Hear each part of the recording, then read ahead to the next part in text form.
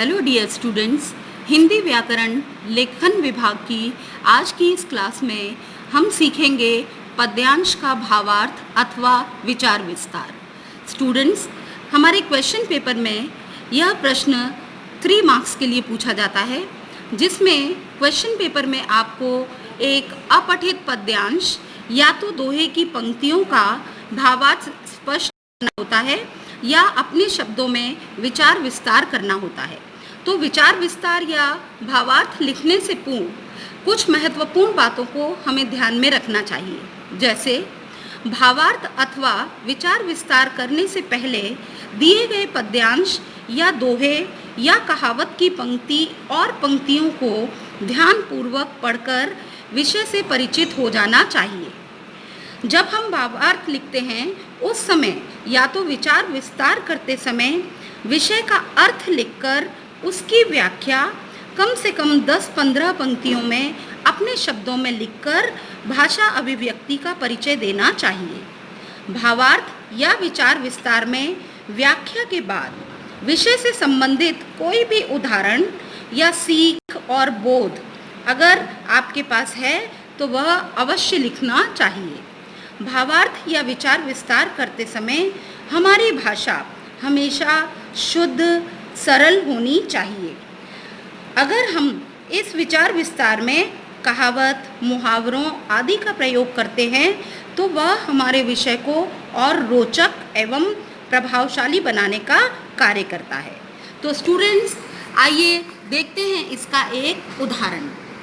इस दिए गए उदाहरण में एक दोहा दिया है जो है, दुख में सुमिरन सब करें, सुख में करे न कोई, जो सुख में सुमिरन करे, दुख काहे को हो। तो इसका भावार्थ लिखते समय सबसे पहले सरल शब्दों में हमें इसका अर्थ लिखना चाहिए। जैसे दुख में सभी लोग ईश्वर को याद करते हैं, किंतु सुख में कोई उन्हें याद नहीं करता। जो व्यक्ति सुख में भी ईश्वर को याद करे तो उसके जीवन में दुख आता ही नहीं है।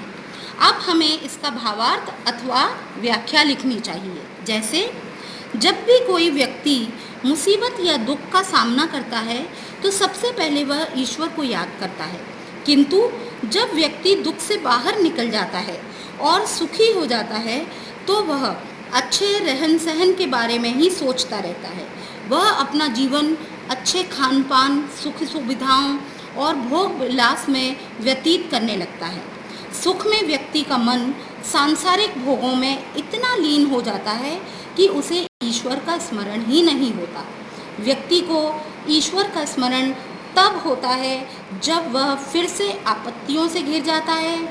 दुख और चिंताग्रस्त व्यक्ति को जब कोई सहारा नहीं मिलता, उसका धन चला जाता है या वह रोगग्रस्त हो जाता है, तब व्यक्ति को भगवान याद आने लगते हैं। इसलिए कवि कहते हैं कि यदि व्यक्ति सुख में भी ईश्वर को याद करता रहे तो उसे कोई संकट नहीं आता। उदाहरण के लिए अगर आप विद्यार्थियों का ही उदाहरण लें तो ऐसे विद्यार्थी जो पूरा साल मेहनत नहीं करते, पढ़ाई में ध्यान नहीं देते और जब वो परीक्षा दे देते हैं और परीक्षा का परिणाम आने वाला होता है तो परिणाम की चिंता करके सबसे पहले उन्हें ईश्वर याद आते हैं और अच्छे परिणाम के लिए वह भगवान को रिश्वत देने का भी प्रयास करते हैं। और जब उनका परिणाम अच्छा आ जाता है तो वह ईश्वर को भूलकर अपने परिवार और मित्रों के साथ उत्सव मनाने लगते हैं। तो स्टूडेंट्स, देखा आपने, हमने हमारे भावार्थ या विचार विस्तार को 3 भागों में बांटकर पहले उसका अर्थ, फिर व्याख्या और उसके बाद उदाहरण या बोध लिखना है। ऐसा लिखने पर आपको अच्छे अंक प्राप्त होंगे। धन्यवाद।